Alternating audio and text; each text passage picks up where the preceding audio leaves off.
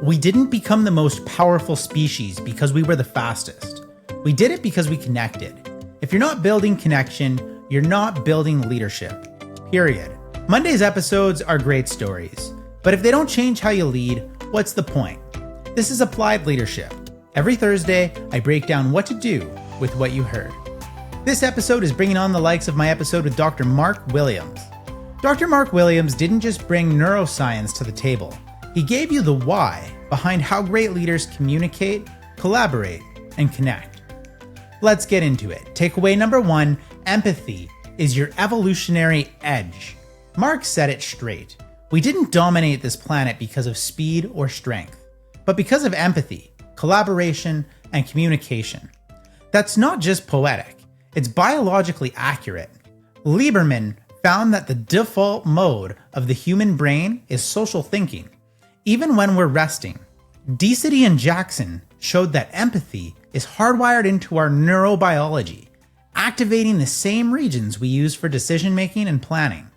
So what does that mean for leadership? Connection isn't a side effect, it's your primary function. Here's an applied action for you. Before your next decision, ask yourself, what's the emotional context of this moment? Decisions made without empathy might be efficient, but they're rarely effective. Takeaway number 2 from my episode with Dr. Mark Williams, collaboration is built in small moments. Mark explained that humans are wired to collaborate, but collaboration isn't a one-time event. It's an ongoing collaboration. Woolley and his team found that team intelligence wasn't based on the smartest person in the room, but on how well people communicated and took turns. Pentland showed that high-performing teams had more frequent, more equal, and more energetic social exchanges. The lesson: great collaboration doesn't start with a shared task. It starts with shared attention. Another applied challenge for you here: try this at your next meeting. Before we talk about the work, what's one word to describe your current headspace? Creating space for connection doesn't slow you down. It aligns your team before they even start. And before I get into takeaway number 3 from my episode with Dr. Mark Williams, make sure you're subscribing to our YouTube channel. That lets us keep growing, bringing on great guests, and delivering high impact for you. Takeaway number 3, connection is the most overlooked form of mental health. Mark shared how social interactions impact our productivity, well-being, and even brain development. It's not just a nice to have, it's neuroprotective.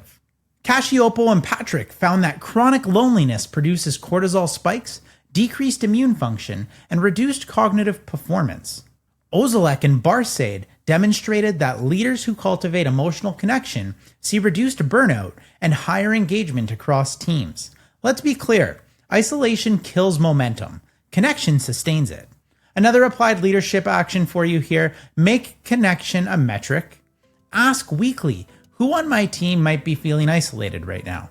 And instead of checking on productivity, check on people. Your final leadership challenge here this week: ask yourself, am I leading like a strategist or like a human? Because the best leadership strategy isn't built in spreadsheets. It's built in the conversations that matter. If this episode gave you a lens, a nudge, or a shift, hit subscribe. We break down high-level leadership every Monday and Thursday. Lead with connection. Lead like it matters.